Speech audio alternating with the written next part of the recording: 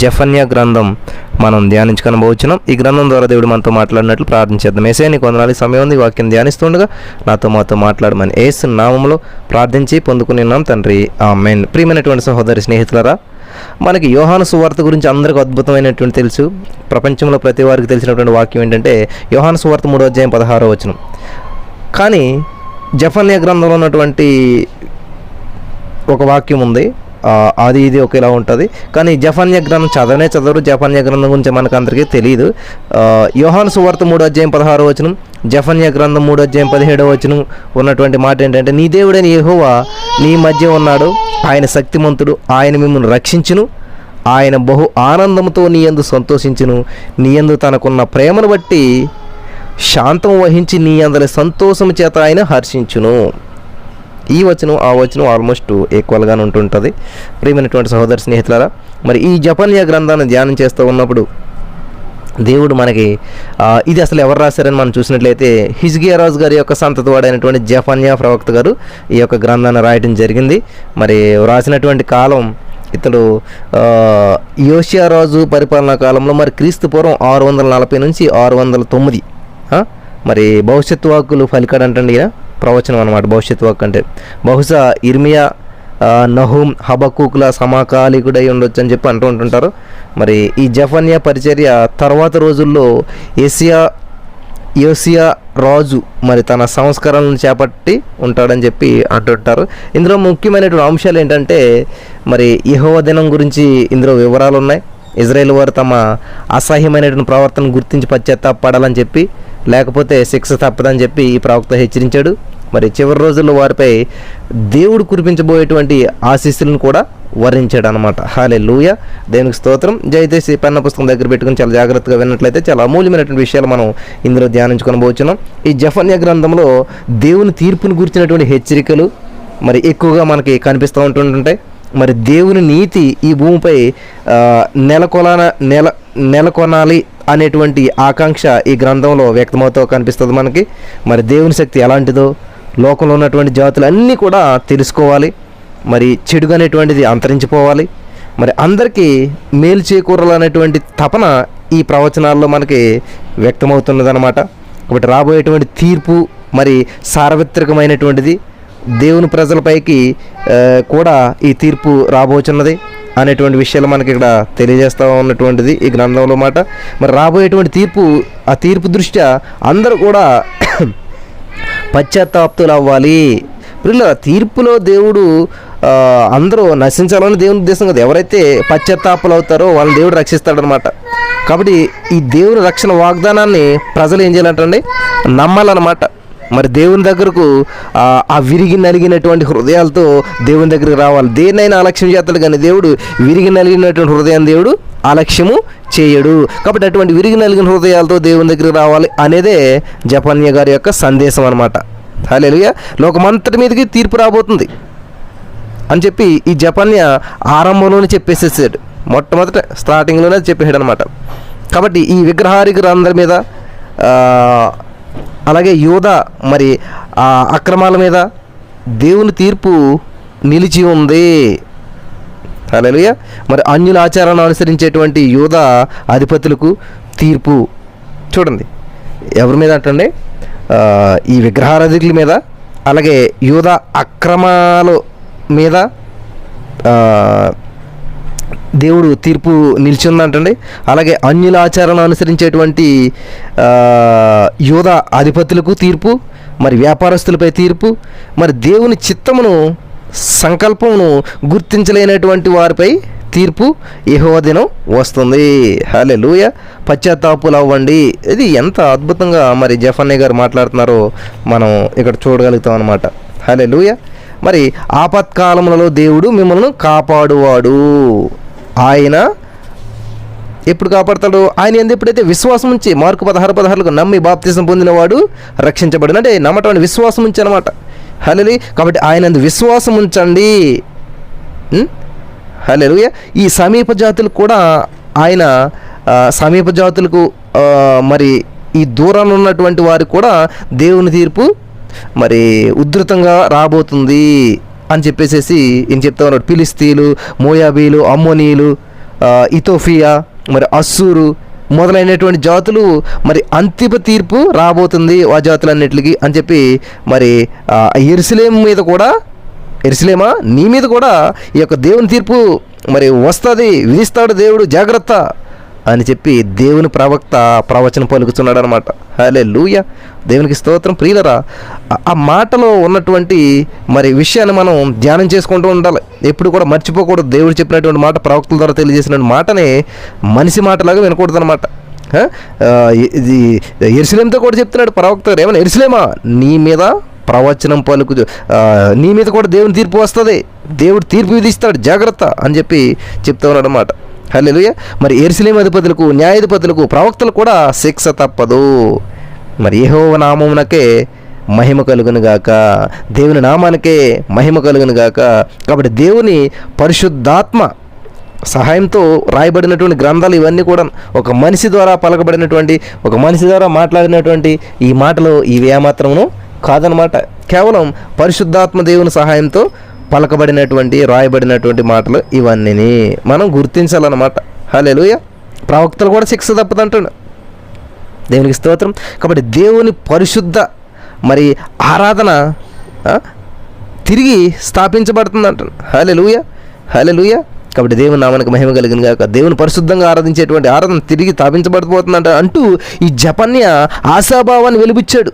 దాని ఆశ అంటే మంచి విశ్వాసంతో ఆయన యొక్క భావాన్ని వెలుబుచ్చుతూ వస్తూ ఉన్నాడు అనమాట. హల్లెలూయా.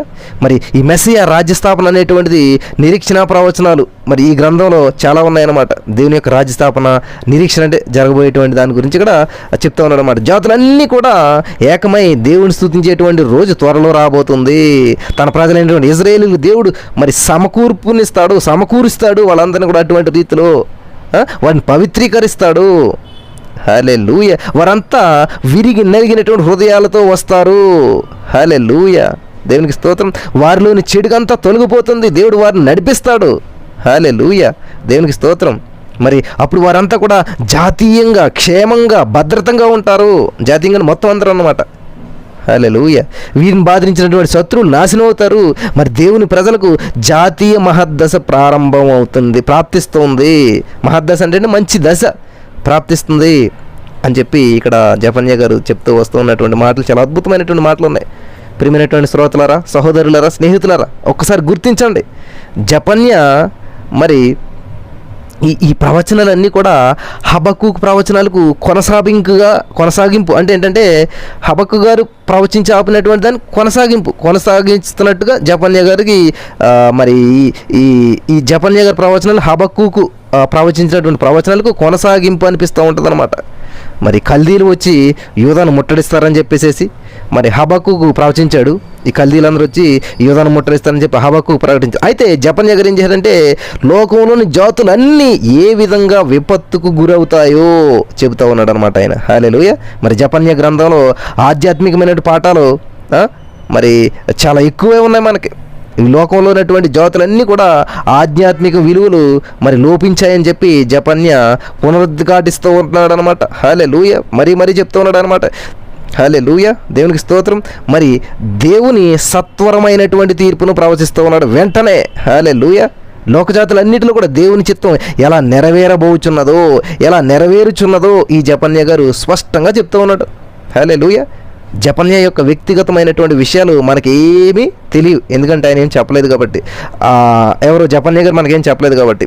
ఆయన చెప్పినటువంటి ప్రవచనాల్లో వ్యక్తిగత విషయాలు మాత్రం చెప్పబడలేదు అంటండి. ఓన్లీ ప్రవచనాలు చెప్పాడు తప్ప వ్యక్తిగత విషయాలు ఏం చెప్పలేదు అనమాట. జపన్య మాత్రం కూషీ కుమారుడు. ఈ కూషీ గారేమో గెదల్య కుమారుడు. ఈ గెదల్య గారేమో అమల్య కుమారుడు. ఈ అమల్య గారేమో హిజ్కియా కుమారుడు. హల్లెలూయా, దేవునికి స్తోత్రం కలుగును గాక. మరి అతని వంశంలో 4 తరాలు పేర్కొనబడింది అనమాట. మరి ఈ హిజ్కియా గారు మరి అందరిలోకి మంచి రోజు అనమాట అని చెప్పి పేరునుకున్నాడు. ఆయన చాలా మంచి పేరు తెచ్చుకున్నాడు హిజ్కియా గారు. హల్లెలూయా. హబక్కూకు తన పుట్టుపూర్వోత్తరాలు అంతా కూడా చెప్పుకోలేదు, కానీ జఫన్య మాత్రం 4 తరాలను పేర్కొనడం విశేషం అనమాట. హల్లెలూయా. మరి హిజ్కియా గారి యొక్క రాజవంశానికి చెందినటువంటి వాడు ఈ జఫన్య గారు అనమాట. మరి ఇతని సేవాకాలం ఈ యూదా రాజ్యంలో మరి చీకటి పుట్టలు అనమాట. అంటే చాలా భయంకరమైనటువంటివి అన్నమాట. ఈ చెరకు ముందు సేవ చేసినటువంటి చిట్ట చివరి ప్రవక్త ఏంటండి? చెరకు ముందు సేవ చేయబడినటువంటి చిట్ట చివరి ప్రవక్త. మరి ఇర్మియాకు, మీకాకు జఫన్యా సమకాలికుడు. ఎవరండి? ఇర్మియా, మీకా వాళ్ళకి సమకాలికుడు అనమాట. హల్లెలూయా. మరి ఇక్కడ మనం చూసినట్లయితే మరి దావీదీ రాజ్యానికి జఫన్యా ప్రవచనం ఒక ఏమంటారు దాన్ని, హంసగీతిగా. హల్లెలూయా, దేవునికి స్తోత్రం. మరి హోషేయ పరిపాలన కాలంలో ఈ గొప్ప ఉద్యమం వచ్చిందంటే దాని అంతటికీ ప్రేరణ ఈ జఫన్యా అని చెప్పి మనం చెప్పడానికి ఏ విధమైన సందేహం లేదనమాట. హల్లెలూయా, దేవునికి స్తోత్రం. ఆ హోషేయ గారి కాలంలో, మరి ఆ పరిపాలించినటువంటి కాలంలో చాలా గొప్ప ఉద్యమం వచ్చిందంట. ఆ ఉద్యమం వచ్చిందంటే దాని అంతటికీ కూడా కారణం, ఆ ప్రేరణ జఫన్యా గారే. ప్రియమైనటువంటి సహోదరి స్నేహితులారా, గమనించాలి. హల్లెలూయా. ఉద్యమం వచ్చిందంటే కారణం జఫన్యా గారట. కాబట్టి ఈ రోజున మన జీవితంలో మనం సంఘాలు ఉజ్జీవించబడటానికి, సమాజం ఉజ్జింపబడటానికి, తోటివారు ఉజ్జింపబడటానికి మనం సహాయం పడగలుగుతున్నామా? తోటివారిని ఉజ్జింప చేయగలుగుతున్నామా? తోటివారిని బలపరచగలుగుతున్నామా? ఒక్కసారి మనం ఆలోచన చేసుకుంటాం. హల్లెలూయా. ముఖ్యమైనటువంటి విషయం చెప్తాను, దయచేసి గమనించండి. మనకి ప్రపంచ ప్రసిద్ధిగాంచినటువంటి వచనం ఏంటయ్యా అని అంటే సండే స్కూల్లో మనకు చెప్తూ ఉంటారు. యోహాను సువార్త 3వ అధ్యాయం 16వ వచనం. దేవుడు లోకం ఎంతో ప్రేమించిన కాక తన అద్వితీయ కుమారుని, అందరికి బట్టి అది ఈజీగా వస్తుంది అనమాట. అవునా కదా? ఖచ్చితంగా అవునని చెప్తారు. యోహాను సువార్త మరి చిరప్రసిద్ధి చెందిందనమాట. అంటే ఇంకా చిరస్థాయిగా నిలిచిపోయినట్టు చాలా ప్రసిద్ధి చెందింది యోహాను సువార్త. జఫన్యా దానితో సరితూగలుగుతుందా అంటారు. యోహాను సువార్తకినే జఫన్యాకినే అసలే ఈ జఫన్యా పత్రిక గ్రంథానికి అసలు ఏమన్నా పోలుకున్నదండి, దాంతో సరితూగలుగుతుందా అంటారు. నిజమే, యోహాను సువార్తతో మరి ఈ సాటి అయినటువంటి గ్రంథం మరొకటి లేదని చెప్పి నిస్సందేహంగా చెప్పొచ్చు అనమాట. హల్లెలూయా. అది సరే, ఈ జఫన్యా గ్రంథం మరి ఎందుకో అసలు ఎక్కువగా చెప్పరు ఎవరో కూడా, చదవరు కూడా ఎవరో కూడా. బోధకులు కూడా, అంటే ప్రసంగికులు కూడా ఈ జఫన్యా గ్రంథం నుంచి ఎక్కువగా బోధించరు ఎవరు కూడా. దాంట్లో వాక్యాలను ఎత్తిపట్టి చెప్పరు అనమాట. కారణం ఏమిటి? మరి ఈ గ్రంథమందలి ఈ కేంద్రీకృతమైనటువంటి సత్యాన్ని మనం గమనించకపోవడం అనమాట. హల్లెలూయా. చాలా అద్భుతమైనటువంటి సత్యం ఇందులో ఉంది, కానీ దాన్ని మనం గమనించకపోవడం అనమాట. యోహాను సువార్త సందేశమే జఫన్యా గ్రంథం యొక్క సారాంశం. హల్లెలూయా. ఏంటంటే యోహాను సువార్త అంతట్లో ఉన్నటువంటి సందేశంలో దాని యొక్క సందేశం ఏంటి, సారం. మనం చూడండి, అక్కడ ఇలా జరిగిందండి, అసలు గొడవ ఎలా స్టార్ట్ అయింది ఏంటంటే, అసలు ఏంటి విషయం ఏంటి చెప్పి అంటుంటారు. ఏమీ లేదండి, వాళ్ళిద్దరు కొట్టుకున్నారే, వీళ్ళకి దెబ్బలు తగిలి, అది ఫైనల్ విషయం. కానీ అసలు గొడవ ఎలా వచ్చింది ఏంటిది అంతా చెప్పేది ఏమంటే విషయం అనమాట. ఇక్కడ మనం చూసినట్లయితే మరి ఇక్కడ యోహాను సువార్త సందేశానికి ఈ యొక్క సారాంశం అనమాట ఇది జఫన్యా గ్రంథం అనేటువంటిది. యోహాను ప్రేమ అపోస్తులుడు. ఎవరండి? యోహాను గారు ప్రేమ అపోస్తులు అనమాట. అంటే జఫన్యా ప్రేమ ప్రవక్త అనమాట. హల్లెలూయా. గమనిస్తున్నారా? యోహాను గారేమో ప్రేమ అపోస్తులు, జఫన్యా గారేమో ప్రేమ ప్రవక్త అనమాట. మనకి యోహాను సువార్త 3వ అధ్యాయం 17వ వచనం అందరికీ తెలుసు. జఫన్యా గ్రంథం 3వ అధ్యాయం 17వ వచనం మాత్రం మనకెవరికి తెలియదు అనమాట. ఏమున్నది అక్కడ? నీ దేవుడు నీహో నీ మధ్యన ఉన్నాడు, ఆయన శక్తిమంతుడు, ఆయన మిమ్మల్ని రక్షించును, ఆయన బహు ఆనందంతో నీ యందు సంతోషించును, నీ యందు తనకున్న ప్రేమను బట్టి శాంతమును వహించి నీ అందులో సంతోషం చేత ఆయన హర్షించును. చూసారా? ఈ వచనం ఎంతమందికి తెలుసు? చెప్పండి. ఎప్పుడైనా చదవారు ఇది? లేదు. కానీ దాని మీనింగ్, దీని మీనింగు.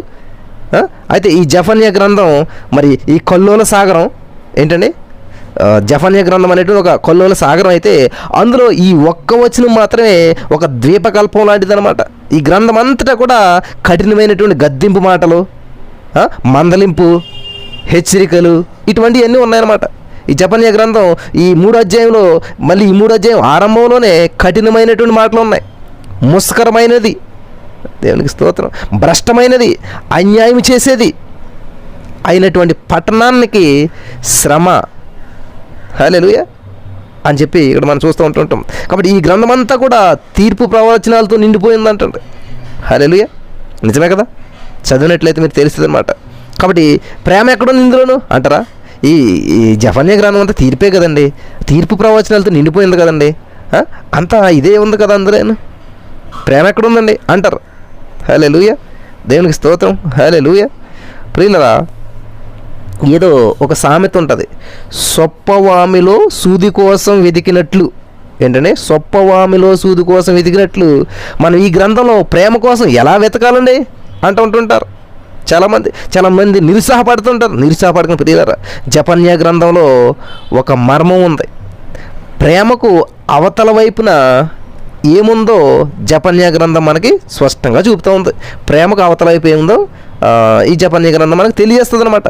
ప్రేమను బట్టి ఒకప్పుడు కఠినంగా మాట్లాడవలసి వస్తుంది అనమాట. ఎందుకంటే వాళ్ళ మీద ఉన్న ప్రేమను బట్టి నీవు ప్రేమించే వ్యక్తి క్షేమాన్ని మరి పురస్కరించుకుని కఠినంగా మనం వ్యవహరించడం జరుగుతూ ఉంటుంది అనమాట. దేవుని ప్రేమ పాపమును చూడలేనంత గురుడిది మాత్రం కాదండో. దేవుడు మనల్ని ప్రేమిస్తున్నాడు, అలాగని చెప్పి పాపాన్ని విడిచిపెట్టేసాడు, పాపాన్ని చూసి చూడనట్టు పట్టుకున్నట్టు వదిలిపెట్టేసాడు దేవుని ప్రేమ ఎంతదంటే పాపాన్ని చూడలేనంత గుడ్డిది మాత్రం కాదనమాట.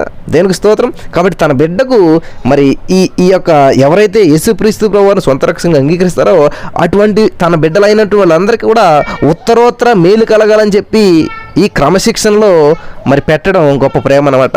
అంతే కదండి, మన పిల్లలకి మేలు కలగాలని చెప్పి మనం వాళ్ళ మీద ఉన్న ప్రేమతో వాళ్ళని క్రమశిక్షణలో పెడతా ఉంటుంటాం. అదే అది కూడా గొప్ప ప్రేమ అనమాట. కాబట్టి ఈ దేవుని ప్రేమకు అవతల వైపు ఏముంది? క్రమశిక్షణ ఉందన్నమాట. హల్లెలూయా. ఇప్పుడు దేవుని ప్రేమకు అవతల వైపు క్రమశిక్షణ ఉంది. ఏదో తాతామమ్మలో చేసేటువంటి గారాబ ప్రేమ కాదండి దేవుడి ప్రేమ. తాతామమ్మ చూడు ఏం చేసినా కూడా గారాబం చేస్తూ ఉంటుంటారు, ఆ ప్రేమ కాదు దేవునిది.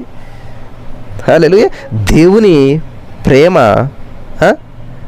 మరి పాపాన్ని సహించదంటండి. హల్లెలూయా. దేవునిది పవిత్రమైనటువంటి ప్రేమ కాబట్టి పాపాన్ని సహించదు. గారాబం గజ్జలు గేడిస్తే ప్రియులారా సామెత ఉంటుంది, గారాబం గజ్జలు గేడిస్తే వీపు దెబ్బలు గేడిసిందంట.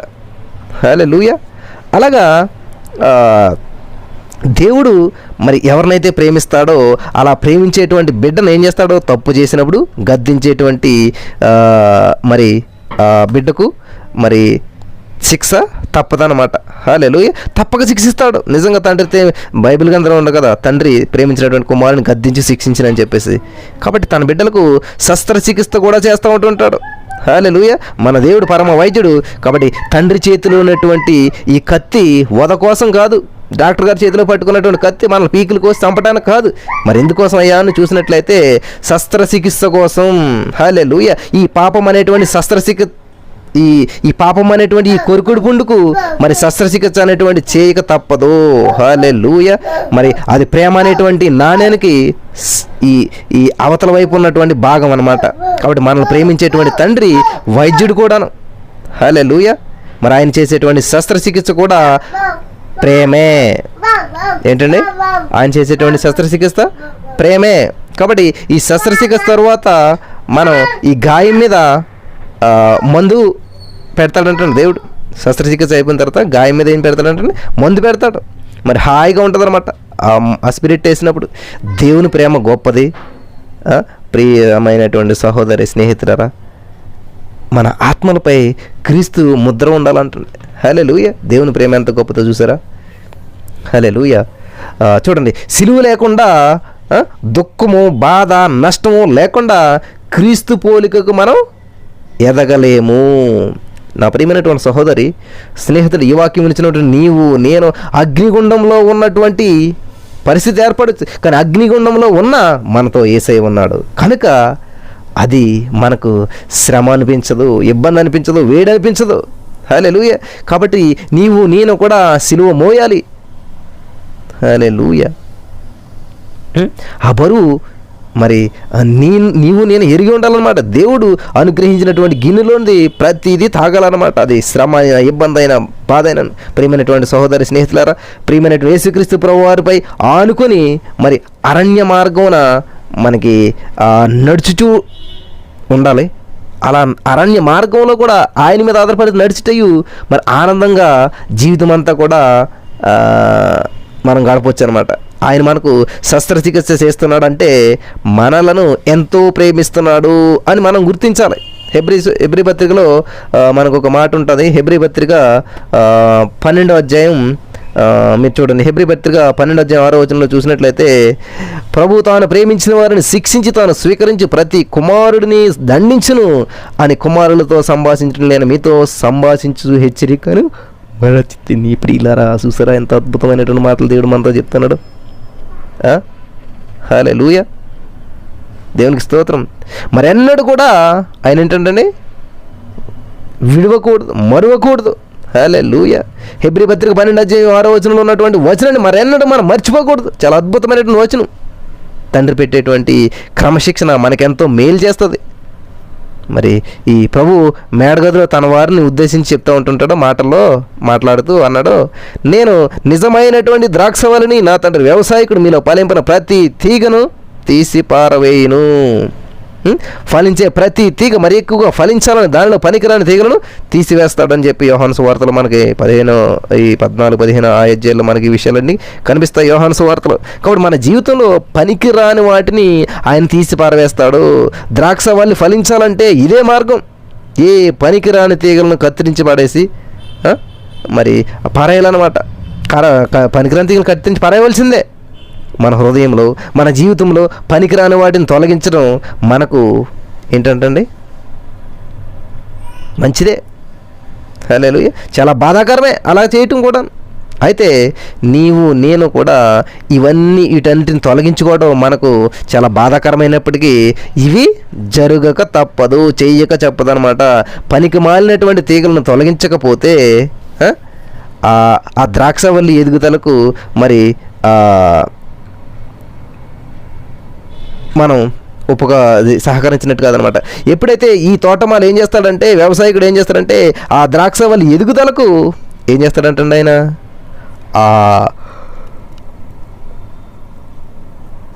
పనికిరాని తీగలన్నీ తొలగించేసి దాని ఎదుగుదలకు తోడ్పడతాడనమాట ఈ వ్యవసాయకుడు. హల్లెలూయా.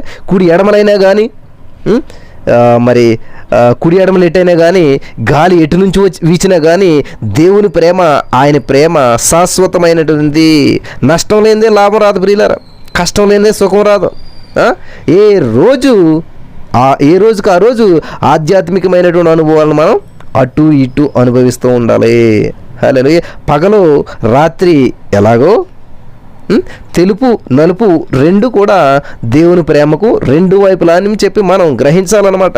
కాబట్టి మనం దేవుని బిడ్డలమైతే మనకు శ్రమలు ప్రాప్తిస్తే దేవుడు మనల్ని ప్రేమించడం మానేస్తాడు అని చెప్పి అనుకోవద్దు.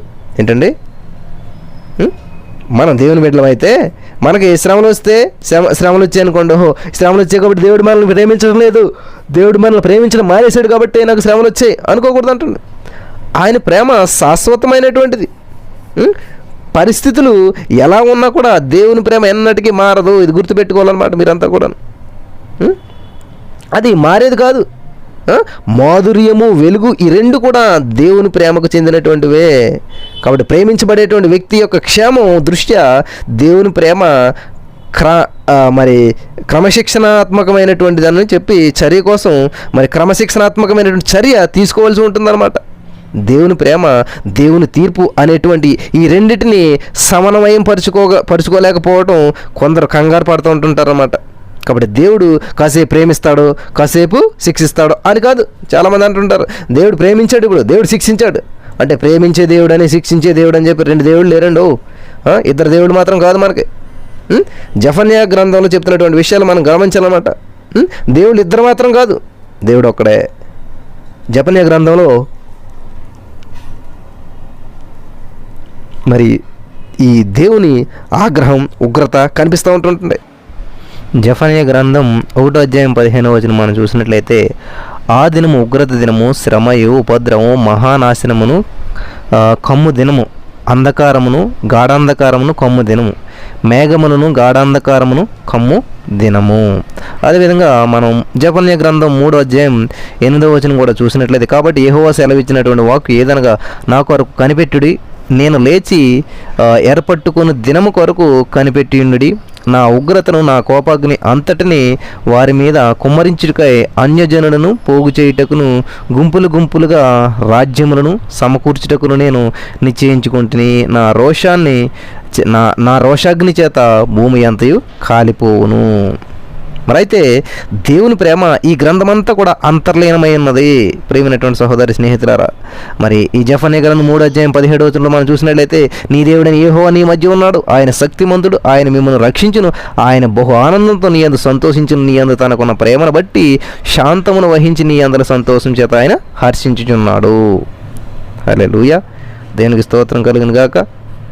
ప్రియమైనటువంటి సహోదరి స్నేహితులారా, దేవుడు చెప్పినటువంటి మాటలు ఎంతో అద్భుతంగా ఉన్నాయి. యోహాను 3:16 చూసినట్లయితే అక్కడ దేవుడి లోకం ఎంతో ప్రేమించడం ఉంటుంది కదా, అలాంటి వచనమే ప్రేమ వచనం. మరి ఒకనొక తల్లి ప్రార్థించిందంట, దేవా నా కుమారుడు రక్షించబడాలి, వాడు జబ్బు పడినా పర్లేదు అయినా రక్షించబడాలి, వాడు చచ్చినా పర్లేదు చావకు ముందు రక్షించబడాలి, అలా రక్షించబడితే అదే నాకు చాలని చెప్పి ఆ తల్లి హృదయం తన కుమారుడి రక్షణ కోసం మరి ఎంతో వాపోయిందంట. ఇర్మియా ప్రవచనాల్లో ప్రేమ ఒక శంప అయితే, మరి దేవుని క్రమశిక్షణాత్మకమైనటువంటి తీర్పు ఒక శంప అనమాట. అంటే ఒక పక్క అది, ఒక పక్క ఇది, ఒక నాణాలకి రెండు వైపులాగా అనమాట. మరి ఈ గ్రంథం ఈ తీర్పు ప్రకటనలతో ప్రారంభమవుతుంది. మరి కఠోరమైనటువంటి తీర్పు ప్రకటనలో మరి ఈ గ్రంథం ఆరంభమైంది. మరి ఈ గ్రంథం అంతటా కూడా రెండు ఆలోచనలు పదే వినపడుతుంటాయి అనమాట. ఒకటి ఏంటంటే ప్రభు దినం, రెండోది ఏంటంటే ప్రభు రోజు అనమాట. ఈ మాట జెఫన్యా గ్రంథం 7 సార్లు ప్రయోగించబడింది అంటండి. దేనికి స్తోత్రం కలిగిన గాక. హల్లెలూయా. ఓబద్య, యోవేలు వీరిద్దరు కూడా ప్రవచన గ్రంథకర్తల్లో మొదటివారు. వీరిద్దరు కూడా ప్రభు దినం అనేటువంటి మాటను విరివిగా మరి వాడారంటండి. వాళ్ళు ప్రవక్తలందరూ కూడా మరి ఈ దినాన్నే మరి చూపిస్తూ ఏం చేశారంటే వాళ్ళు ప్రవచించారు. మరి జెఫన్యా ప్రవచన గ్రంథకర్తలలో చిట్ట చివరి వాడు అని చెప్పి మనం కట్టకడపడివాడు అని చెప్పి కూడా చెప్తూ ఉంటారు అన్నమాట. అనగా ఈ చెరకు ముందు ప్రవచనాలు రాసినటువంటి వారిలో కట్టకడ అంటే చిట్ట చివరి ప్రవక్త అని చెప్పి మనం చెప్పొచ్చు అనమాట ఈయన. మరి జెఫన్యా కూడా ప్రభు దినమును పేర్కొన్నాడు, ప్రవచించాడు. మిగతా ప్రవక్తలందరికంటే ప్రభు దినాన్ని ఎక్కువగా ప్రకటించాడు అనమాట. హల్లెలూయా. ప్రభు దినం అంటూ 7 సార్లు పేర్కొన్నాడు అంటండి ఈయన. ప్రభు దినం అంటే మహాశ్రమల కాలం, రాజ్య స్థాపనకు ముందు కాలం.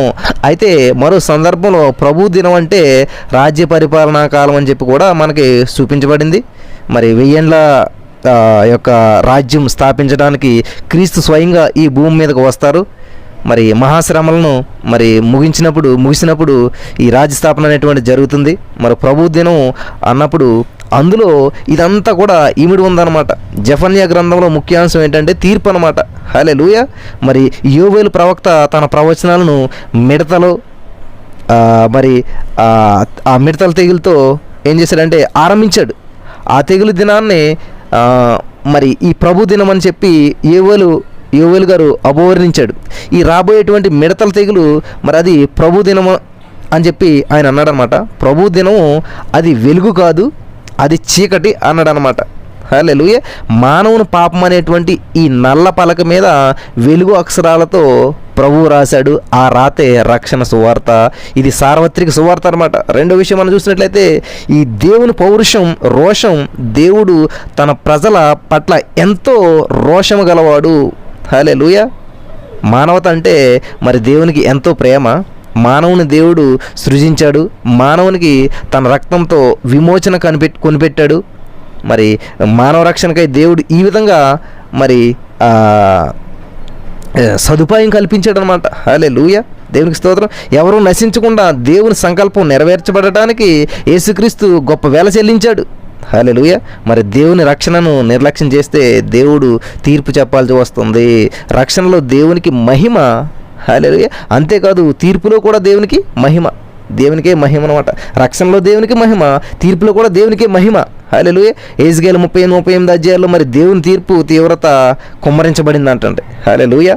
యెషయా గ్రంథం 38 అధ్యాయం 16వ వచనం ఇవన్నీ చదివినట్లయితే ఇక్కడ తీర్పు గురించి మనకి అభివర్ణించబడతా ఉన్నది. ప్రియమైనటువంటి సహోదరి స్నేహితులారా, ఈ జెఫన్యా గ్రంథం ద్వారా దేవుడు మనకు చాలా అమూల్యమైన సత్యాలు తెలియజేస్తూ ఉన్నాడు. ఈ వాక్యం మరలా వింటే ప్రభు మనకు అనేక విషయాలు తెలియజేస్తాడు. ఈ యొక్క వాక్యం ద్వారా దేవుడు మనతో మాట్లాడి బలపరచును గాక. ఆమేన్. స్తోత్రం. దేవ ఎత్తబడిన వాక్యం వ్యర్థంగా ప్రతి హృదయంలో నాటబడి ఫలించి చేయమని యేసు నామమున ప్రార్థించి నమ్మి పొందుకున్నాం తండ్రి. ఆమేన్.